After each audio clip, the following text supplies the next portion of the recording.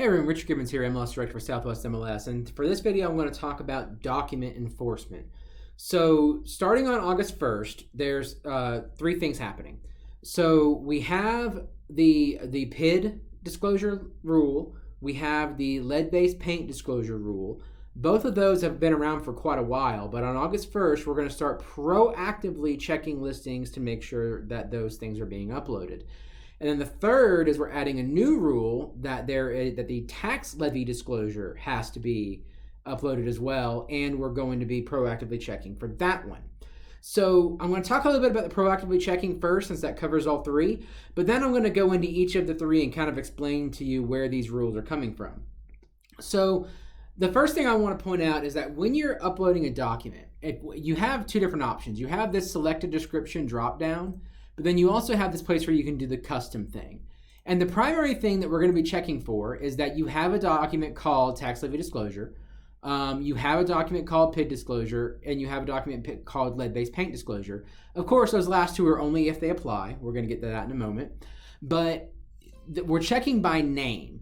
So the best practice you can do when you're uploading one of those three documents is to use the drop-down, because then we know the name matches exactly. Because if you go into the custom one and you misspell something, or you abbreviate something, or you do something other than what we're checking for, you might get a notice that you haven't uploaded the document when you really have.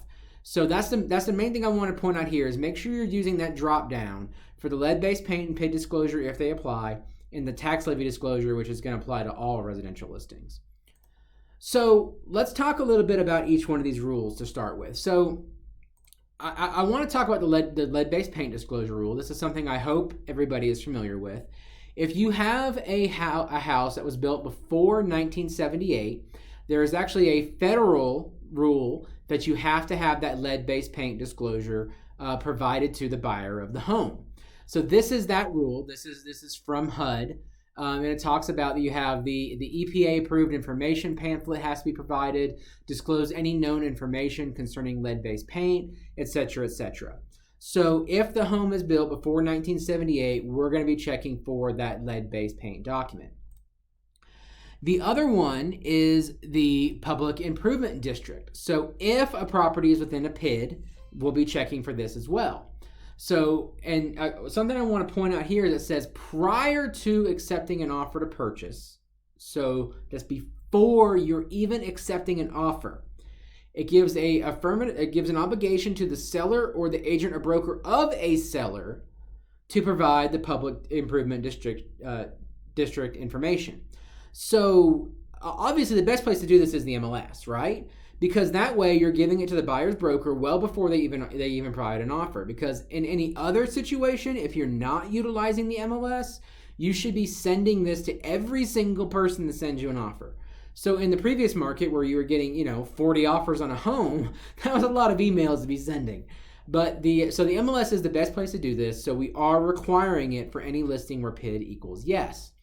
Now, you can look up this section here if you like, the 15.11.18.1 that has all the different obligations within it.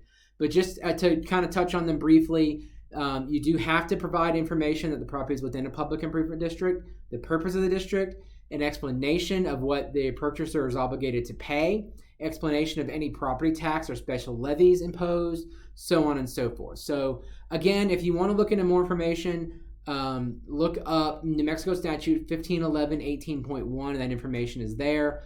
Also, quick disclaimer, I am not a lawyer. You should be consulting your own legal counsel if you have any questions about this statute. Finally is the new one, the tax levy disclosure. So this is one that's actually been a state law for quite a while.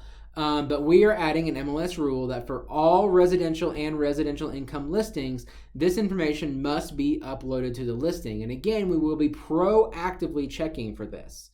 So once again, it says prior to accepting an offer, the property seller or seller's broker shall, and then it has the information down here that you are required to provide.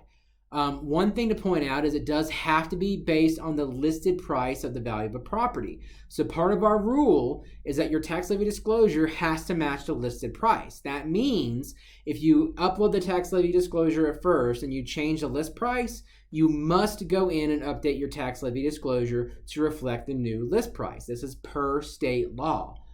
The other part of this is it does say that you have a county assessor estimated amount of property tax levy.